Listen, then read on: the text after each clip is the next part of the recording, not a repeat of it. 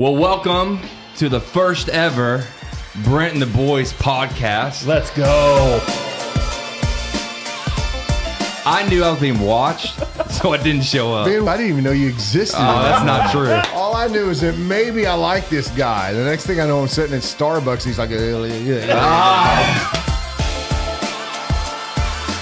we all deal with stuff, and tomorrow's problems are going to be different than today's problems, but you're still going to have problems, right? And you're still going to have to make a choice. Am I going to turn to God, or am I going to turn to reacting out of my flesh and all those kinds of things? And Taylor Swift taking over my football Sunday is really ruining my day, if I'm being honest with you. I don't watch football to watch Taylor Swift, you know what I mean? Give you any thoughts on that? spiritual abomination. Oh, there it is. Spiritual abomination. We need to cut this. This is not good. Start it over. Well, welcome back to Brent and the Boys, Season 2, uploading Finally. right now. And man, we are so excited that you're here with us today. My name is Rob. I am one of the boys. And then today I'm joined by the other boy, super producer, Garrison Strahan. Producer. And then, of course, you know, we're all here for the man, the myth, the legend, That's right. Pastor Brent Sparks. Yes. There he is. And so Brent and the he Boys is back. And so, man, we're glad that you're here with us. Do me a favor, if you haven't already, click the like button, follow us as well. And man, subscribe to the channel. We would love for you to stay updated because we're going to continue to do these moving forward. And man, if you have followed us before or you've watched one of these, you know we start every one of these with one of our favorite segment. Absolutely. Hot takes, everybody. And so It's the only reason we're here. That's the only reason I'm here. You guys know. I'm here to give spiritual food. Yes, I live for this moment, and our church reminds me every week that I Because you're have not spiritual. made some happy and disappointed many. So, It's part of it. Season 2, here we go. What could go wrong? But we're going to jump into it today, and like we say every time, man, if you have a hot take, we do take requests, and so we would love to hear your hot takes if you have some, and so you can do it in the chat. You can send us a message. We will read that, and if it's good enough, we will add it to the list of potential questions. And so we're going to jump into today's, and so we're going to start off with this one. I like this one. I was looking through some things, and this is one that I thought was good. And so would the world be a better place if everyone had to wear a mood ring that changed color based on how they were feeling in the moment? Would that make things better? Think about... So like an actual mood ring, not one that you waste $50 on. No. It didn't have to be a ring. But if you had something on you at all times that gave everyone a heads up of where you were at emotionally, is that going to make things better or worse? You know, I think it depends on who you are or who you're around. Because like Kobe, who was supposed to join us today, if he sees that you're in a bad mood, he's just going to egg it on. He's going to continue to push you further and further. Now, for others, like my wife, bro, that's her dream society. Are you kidding me? She gets to show people without telling people, hey, I'm pissed off. Leave me alone. That's right. Stay away from me. Yeah. Oh, goodness. I think it comes down to how good of a liar are you. Because, like, if you're... liar may be too extreme. I just offended somebody. This is a Christian show. We promote lying. But if you've gotten good at, like, masking or, like, in a maybe even a healthy way, like, I grew up with a family that even if you were down, like, fake it till you make it. You go do your job, and no one should be able to tell the difference. And so I think I've learned that trait a little bit. And I don't wear my emotions on my sleeve as much. But on the flip side, I think it would help if I knew I was walking into a meeting and certain people were in a bad mood. That'd be nice. I'm never in a bad mood, though. No, not at all. If I am, you're not going to know it. Well, maybe sometimes, but not very often. So another one that I liked and I thought would be good.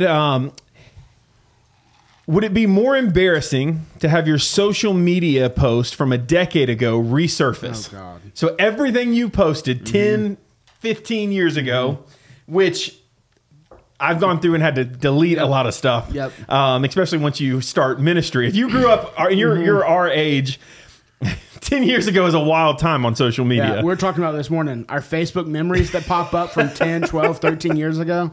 Yeah, no, they need to stay in the memory bank. Yeah, those do not need to go public. And so would it be more embarrassing for that to happen or for an old crush to show up and tell all what you did to, like, get their attention when you were in high school? What would be worse? Or college. Or college? Speaking of old crushes,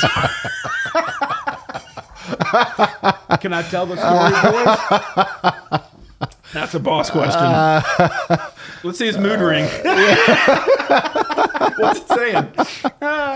Oh, it's hilarious. That's all I'm saying.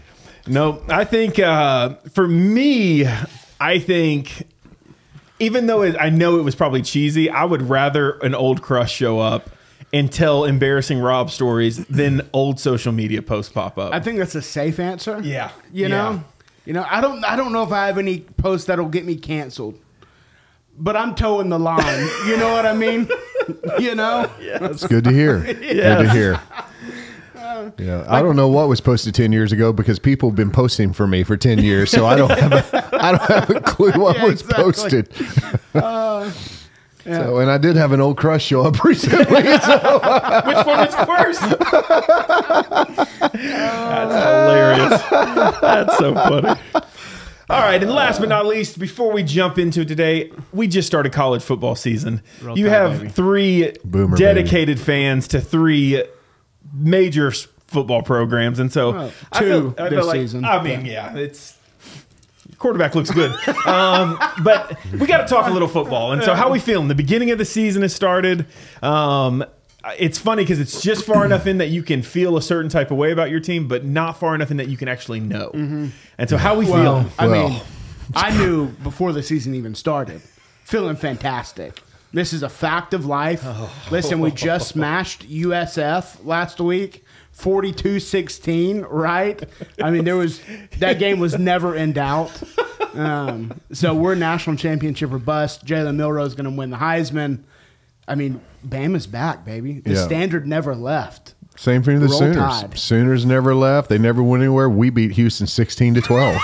So, I mean, what more could you think other than Heisman National Championship, right? Exactly. That's exactly where we're headed. We were amazing Saturday. You looked amazing. really good. Yeah, thank you. And we feel really good about it. Actually, we're very confident. Very confident. Yes. I mean, I reserve the right to of course, to you talk always reserve the right until October 13th, I believe is the date. Because he knows no matter how bad Oklahoma is, we can still beat Texas. Exactly. That game causes me some nightmares. And we are bad. We are bad, but we can still beat Texas. That being said, 31-12 in the big house. Hook 'em, baby. That was a nice moment. 2 years back to back. Week 2, Texas might peak in week 2 under Steve Sarkisian because Alabama last year. Yeah. Michigan this year, it's. Is that what you want though, to peak in week 2? That's what we want. Texas' standard? That's Texas standard. Big push and then fall off. I mean, I'll just say this. He knows I'm telling the truth. You just got to survive the push and then it's over. Most recent Big 12 champ, most recent national champ. But I digress. We'll. I got some stats for you since 2000. I'm feeling good. I'm not drinking Kool-Aid, but if it was, I'd be a little drunk on it. That's all I'm saying. Hey. Because the Texas Kool-Aid tastes good right now. We have to admittedly say Texas has got a good team this year. I mean, you have to admit that. Some would argue the new Alabama. Some would. Now that's, come on. Some would. Okay.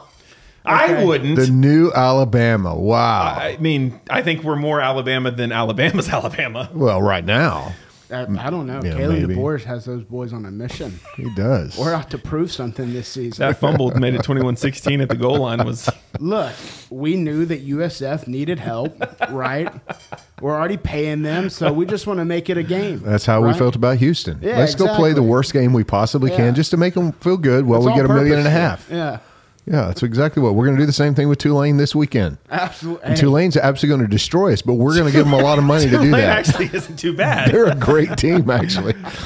Yeah, so we're kind of in trouble, but we're going to pay them to do it. Exactly.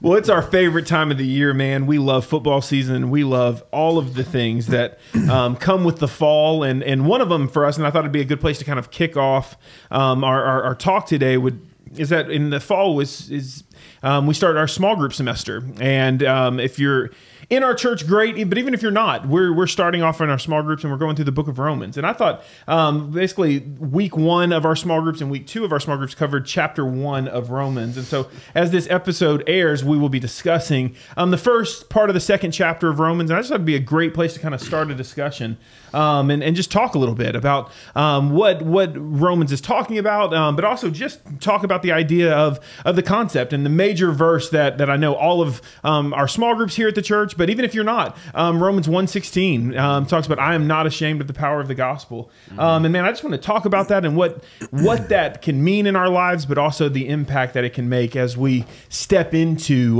what the idea of living out the gospel in our lives can do for us. And so just to kick us off, Garrison, I know had a small group last week and how you guys talked about that verse. 10th grade boys, baby. 10th Shout grade out. boys. Dear I love God, it. baby. And so, man, just start us off and kind of thoughts on that verse and the whole idea of maybe the start of Romans. Yeah, well, I think, first of all, it's really cool to be a small group leader of 10th grade boys.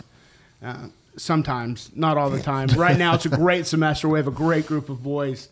But it's really cool to hear what that verse means. You know, this past week we were in Romans 1, and so, you know, every single one of our boys chose that for their Here journal, of course. And so it's really cool to see what that means to them at this point in their life. You know, they're in a really pivotal point in their life where they're experiencing things that, quite honestly, we've never experienced, you know. And so this verse really takes on a whole new meaning for them of, hey, I have to be unashamed of the gospel with where I'm at. If not, I know my friends, quite honestly, around me, they're going to go to hell. You know what I mean?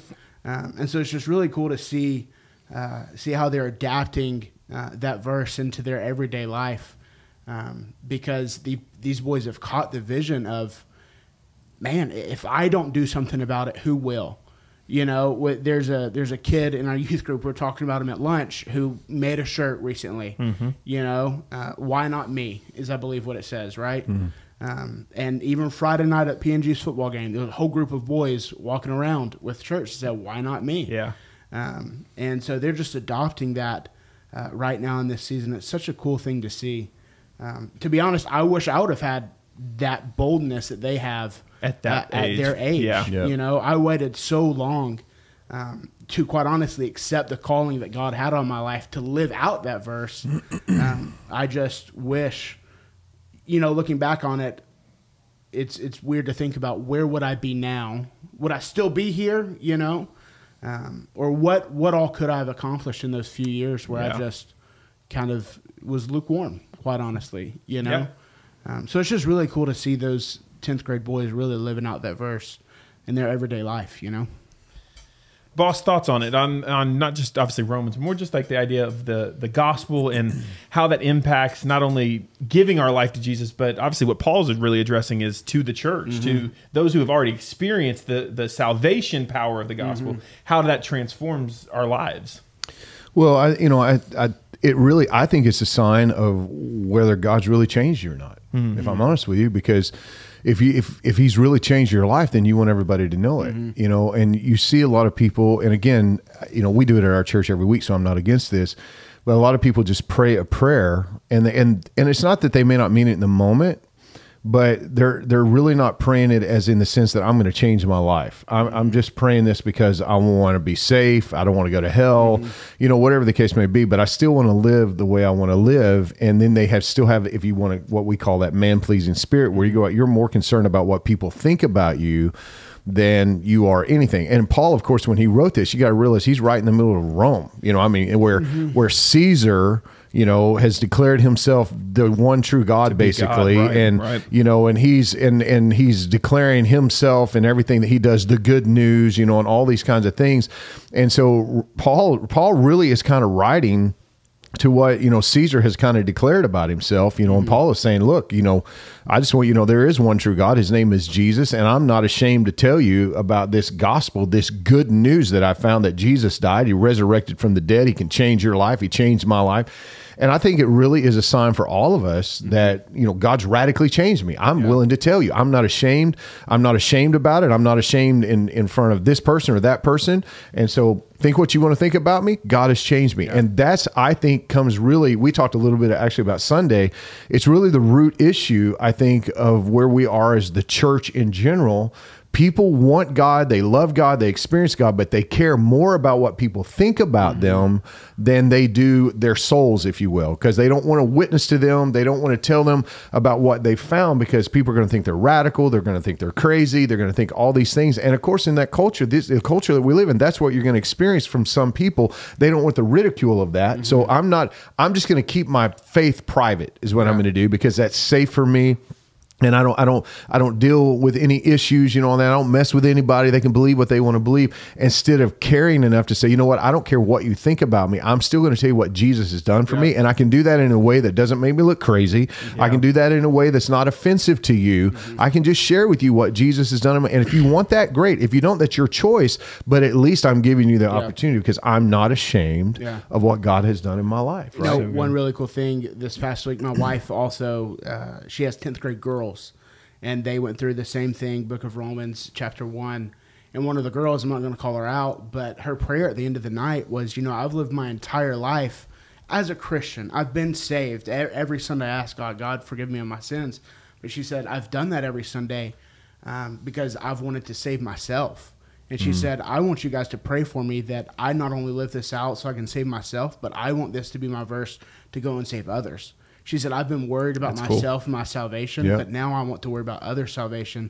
Because if I'm not, then what's the point of doing this in the first place? We're to freely give what we have freely received, right? And so we just got to make sure that we care enough about the people around us, that we care so much, I don't care what you think about me. I'm going to take this risk of you thinking that I am weird, you thinking that I'm crazy, I'm fanatical. I'm going to take the risk because I'm more concerned about your soul and where you're going, whether you're going to heaven or hell, more than I am concerned about what you think about me, you know? And quite honestly, probably the vast majority of the time, you're not necessarily going to get criticized or ridiculed, but there's going to be those times. And even in those times, people don't want to take those chances because, you know, they don't want people to think certain things about them. We've got to get past all that stuff. And I think it's one of the things that Paul is saying. I don't care what you think.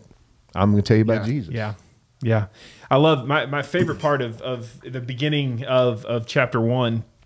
16 is obviously the famous verse. It's the one that most people highlight, but actually 17 is the one that has really stuck out to me as I've read it and studied it. Because he says, for in the gospel, so I'm not ashamed of it, he says in 16, but then he says why he's not ashamed of it is because wrapped in the gospel is the righteousness of God that's revealed.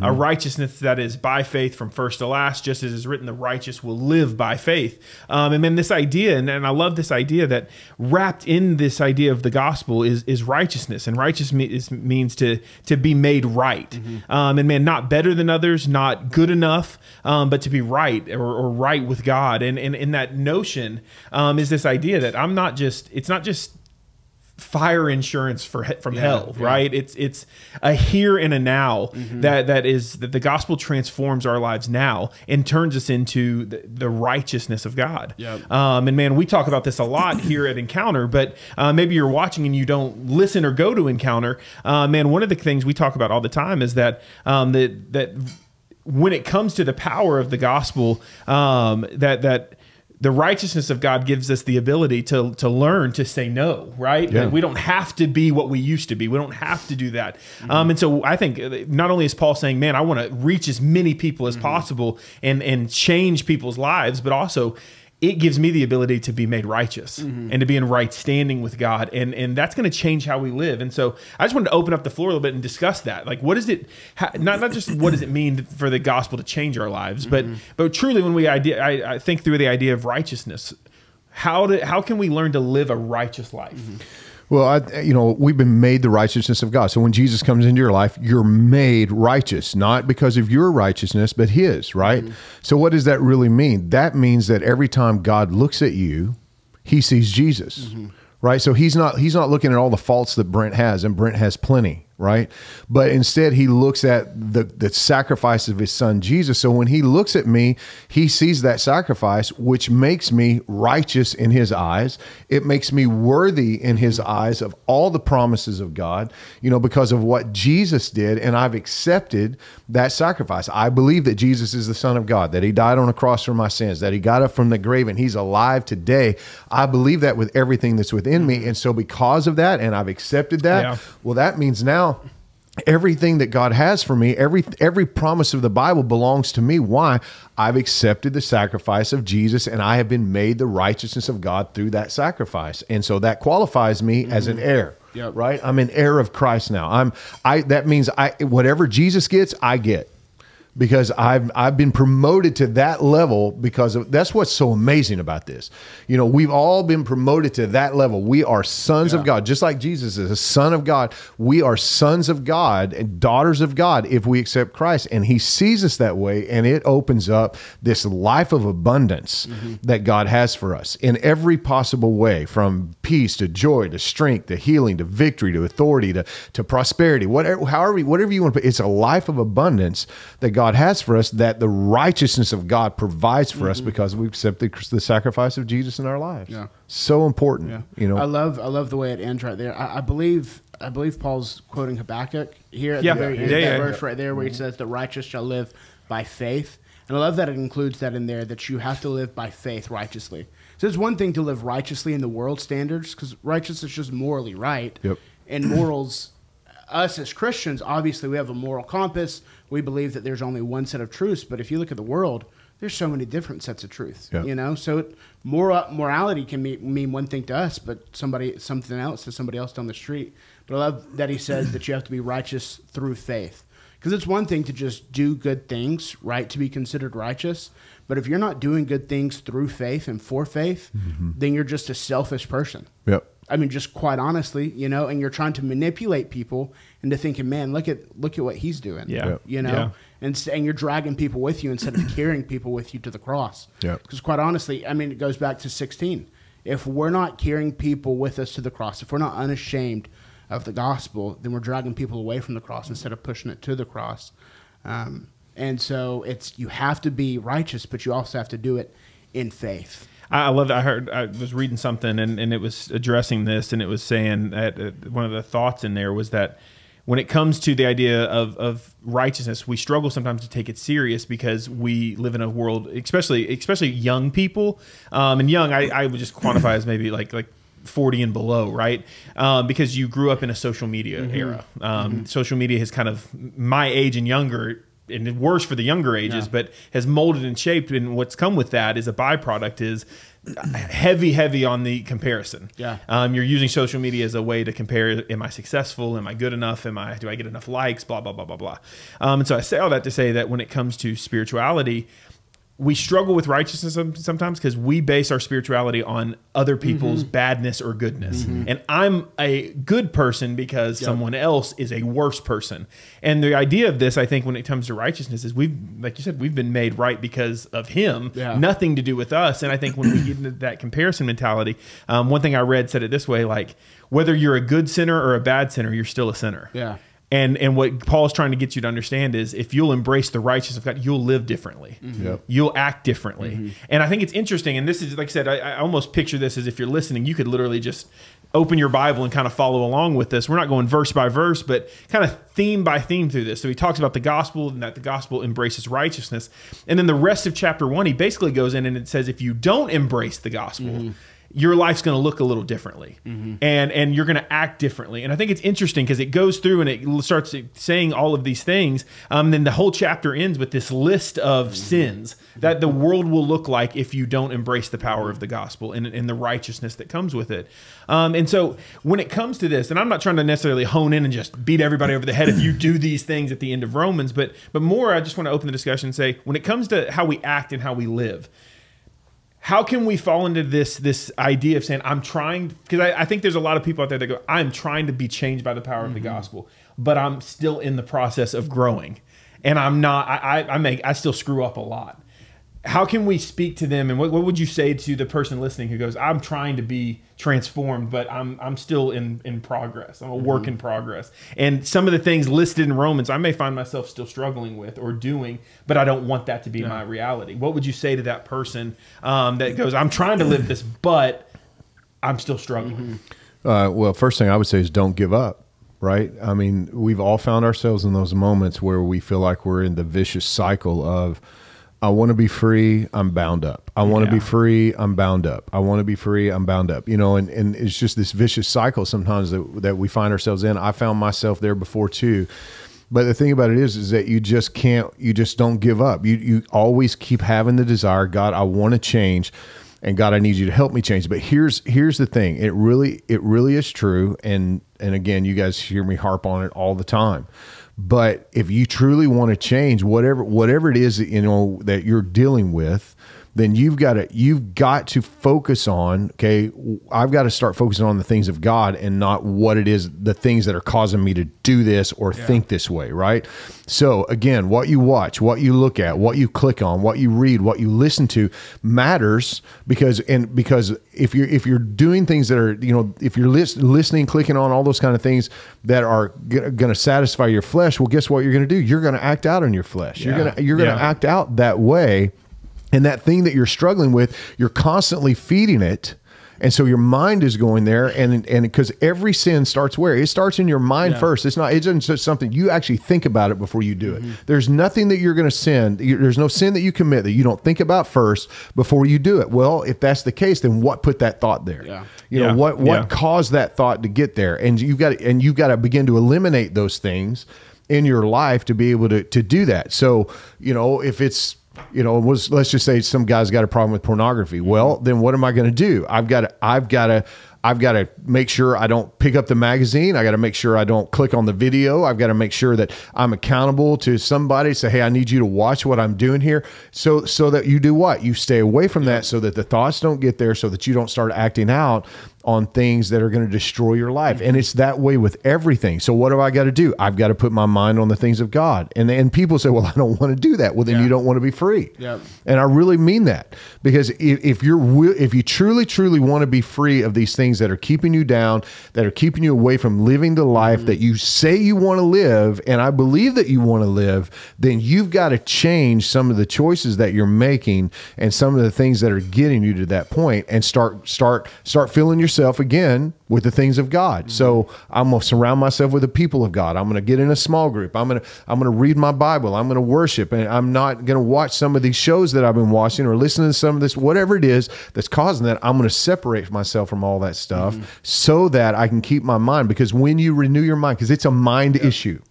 That's what it is. That's why Romans 12 is so important. You got to renew your mind. I say this to the church all the time. Once you give your life to Christ, the rest of your Christian life is renewing your mind and training your soul and your body to follow the Spirit of God that's on the inside of you. Right? And we've got to do that by, it takes discipline. All these things I talked about, making these choices are the disciplined choices and thoughts that we have to have in order to live this victorious life we're talking about. And I think what you just said is so important in this conversation. And Paul says some really tough stuff in the end of this chapter. But one of the ones that I think sticks out the most to me is kind of verse 21 through 23.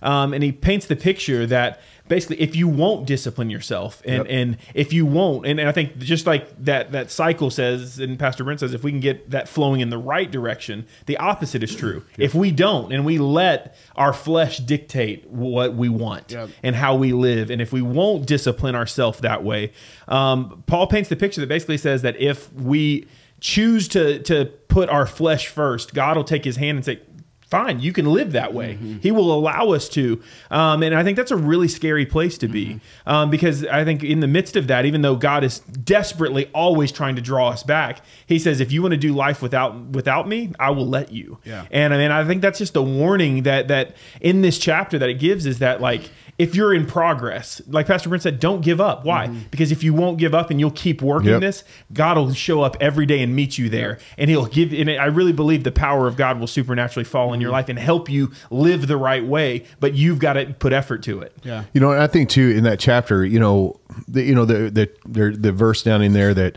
where Paul is talking about homosexuality and all those things. And that's kind of the verse everybody kind of harps on and pulls out. And there's no question, obviously, that is a sinful action. There's no question about that. The Bible is very clear. But that I don't think that Paul's purpose here is to just pick on that particular thing. I think really what Paul's purpose is by listing that and all these other sins in here is he's trying to help us understand this is what the heart of humanity is without Jesus. And this is where you go when you don't choose Jesus. These are the paths that you're going to go down. When you fill yourself with all this other stuff. And let me just tell you, we think and I do understand our culture is messed up, but our culture is not near as messed up with what Paul was in. No. Biblical culture, that was messed up culture. I mean, those guys were, they were worshiping all kinds of things from pieces of metal to pieces of wood, all kinds of things, all kinds of sexual things going on. It was, in my opinion. The town of Corinth sounds like Vegas on steroids. Dude, I'm telling you. You read it in its context. And it's all happening in public. It's Vegas on steroids. It's nothing behind the scenes. This is all happening out here in front. And so all of these things that he's writing to, they're actually seeing happen, right?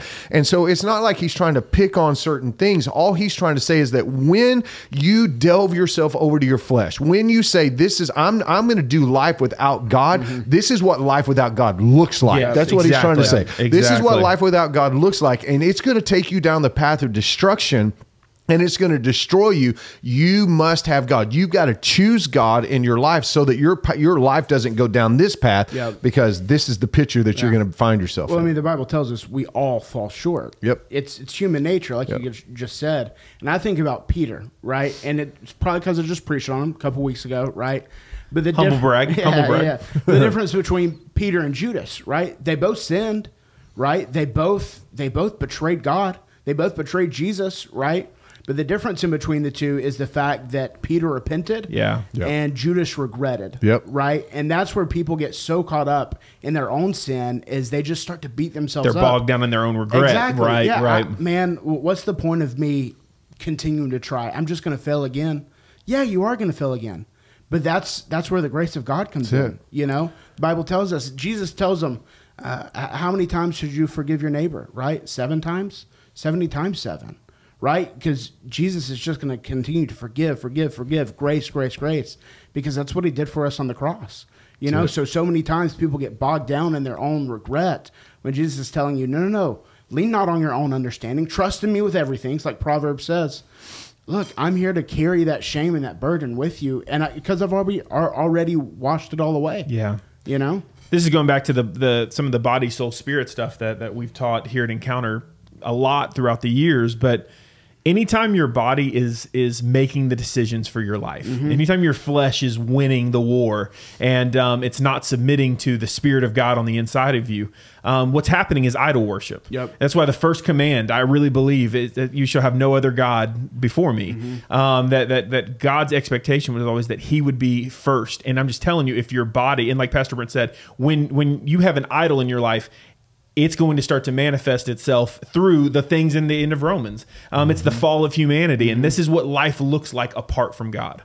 And let me just tell you, no matter how good, and this is where that comparison trap is dangerous, no matter how good you think you might be, if you're the standard of goodness in your life, there's going to be an idol worship happening that isn't going to be worshiping God. It's going to be pleasing yourself. And like Pastor Brent said, it's going to lead to the path of destruction. I think that's the warning in all of, really, the whole book of Romans is leading to. But man, if you'll embrace the power of the gospel, it'll change you. And in that, I think that's the exciting part. And that's why around here we say this. Maybe you're watching today and you don't go to Encounter and you've never heard us say this before.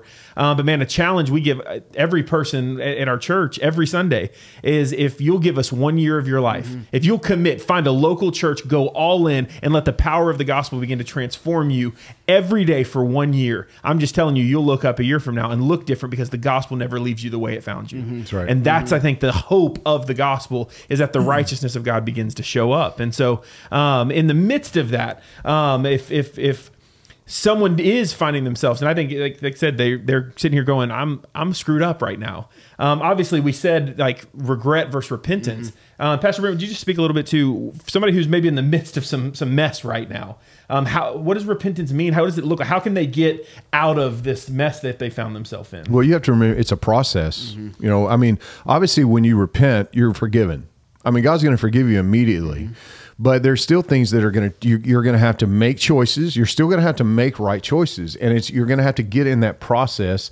You know, it really is, you know, of course, when you give your life to Christ, you enter into what is called the process of sanctification. So what does that mean? That means God just begins to expose on the inside of you, which is a good thing, by the way.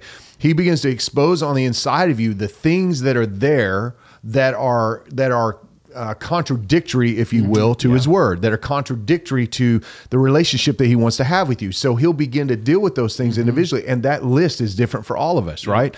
He'll deal with all of us differently. But what the purpose of that is to peel that stuff off of your life so that you can get closer to him, right? Because the closer you get to him, the more you're going to have to shed off, right? On that side of your flesh and that sort of thing. And so that process really is trying to help you to shed the fleshly desires that we all have. And every one of us are still in that process of sanctification. That's not going to stop, by the way, until Jesus comes back. Every one of us are dealing with that. But what you've got to do is you've got to be willing to get in the process. You got to be willing to make the decisions. You got to understand that even when you, just like Garrison said a while ago, you're going to fall short. That's what the Bible says. We all fall short of the glory of God. We all sin and fall short. And so when that happens, you just get back up, right? We just get back up and move on, because here's what you've got to remember. And I'm not saying you shouldn't acknowledge sin in your life. Don't misunderstand what I'm about to say. But I think you do need to understand, when you give your life to Christ and you ask God to forgive you, he forgives you of everything in your past.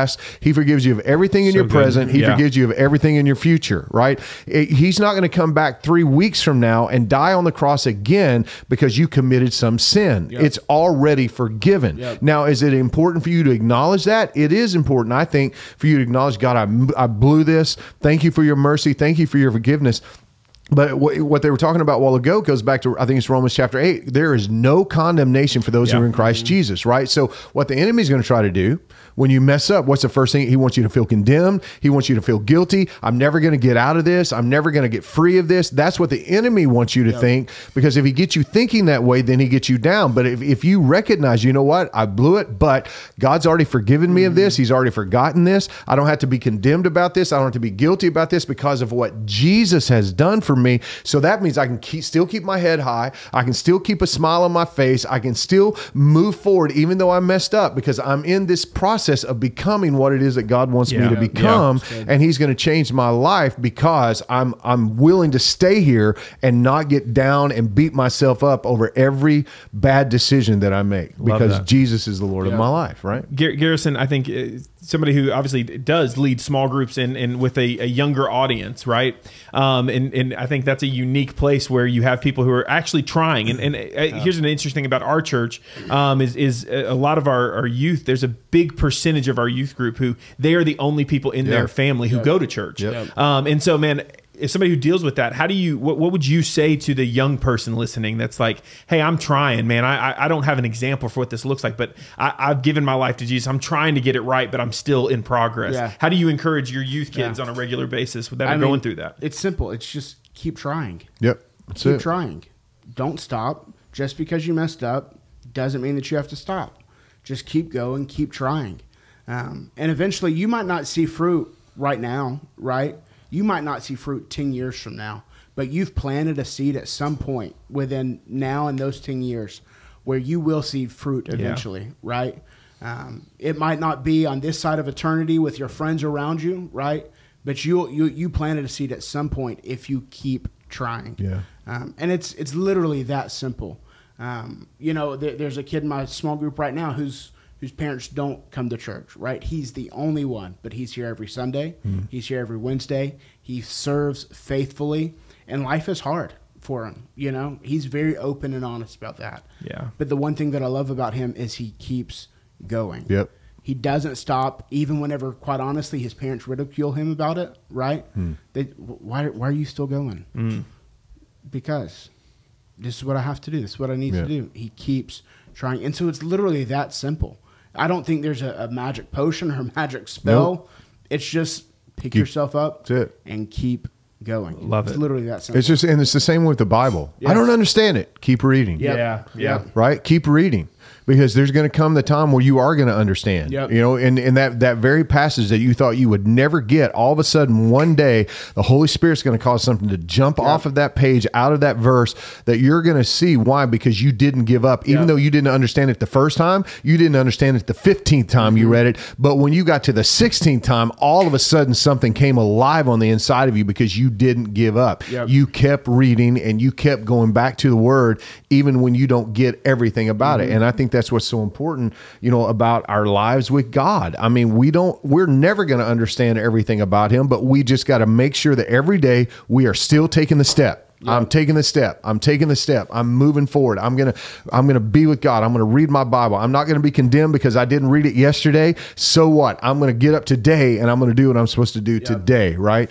And I think so many times people get so caught in what they didn't do rather than stepping into what you just should do, right? And so we've got to get out of that mentality, because that's where condemnation and guilt come from. When you live in this what I didn't do mentality, you're gonna feel guilty and condemned. But if you'll just get out of that and say, you know what? I forget about yesterday. I can't change that, but I can change right now. So I'm going to make the choice right now to do what's right. Yep.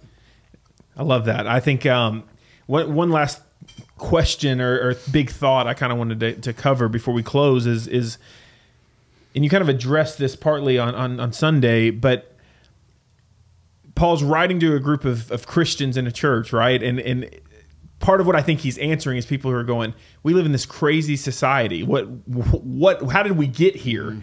And I think it, like I said, it may not be on the levels of a Rome or a Corinth, but I think we're living in an American society now that people, even especially the older generations, look and go, how in the world did we get here? Yep. What has happened to the world I grew up in? What has happened to the church age I grew up in, which we are kind of in a post-church age now, where it's not a guarantee that people are going to go to church or be quote unquote Christian, even by denomination, if you will, or by faith. And so in this world that people look up and do that, as Christians, where's the hope for the world we live in, and what can we do to actually say, I want to change the world, or I want to try to see the world improve? Not that it's going to go back to what it was 20, 30, 40 years ago. But what's the hope for the church today in the midst of this crazy society? Well, I think it goes back to what we talked to at the very beginning, and that is, I'm not going to be ashamed of the gospel. So good. I think it's the biggest issue in the church. Yep. I really do. And I'm talking about for Christians. I think Christians are ashamed in this culture because this culture ridicules Christians. Yeah. Right? And again, when you go back to biblical times and biblical standards, it's nothing compared. I mean, Nero, who was the emperor at the time, or the Caesar at the time, when Paul is in it writing this, he's burning Christians. Yeah. You know, he's using them as lampposts.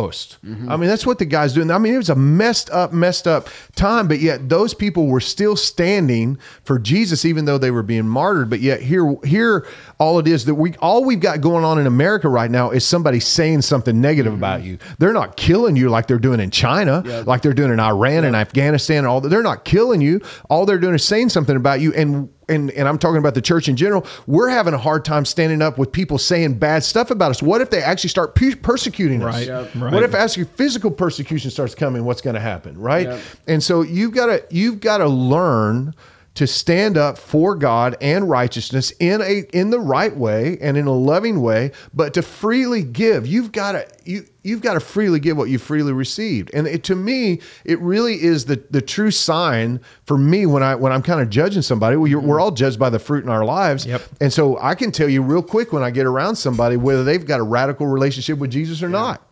Yeah. I mean, they'll talk about Jesus all the time, right? Everybody they know out there, they're posting stuff on social media. They run across anybody. I need to tell you about Jesus. I don't care what you think, and they'll get ridiculed. They don't care. They don't care what you say about them. Why? Because they're so transformed and they're so thankful for that grace and mercy and the forgiveness of God that they found that has radically changed their lives. They've got to tell everybody about it, and that's where we've all got to get back to. I thought about earlier something you said, you know, especially I think it's in Revelation, where Jesus is talking to one of the churches, and he says this. He says, "You got to return to your first love. Yeah. You've got to get back here. Well, you got to get back to what? To that zealousness that you used to have, that excitement you used to have. Because what happens is people get in church, and it may be 6 months, 6 years, 10 years, 15 years down the road, but all of a sudden it's dull and it's boring. And why is that? Because you're not talking about Jesus anymore. When you first gave your life to Christ, you're telling everybody. So it was exciting. Yes. But when you stop talking about Jesus to people outside the church, hear me.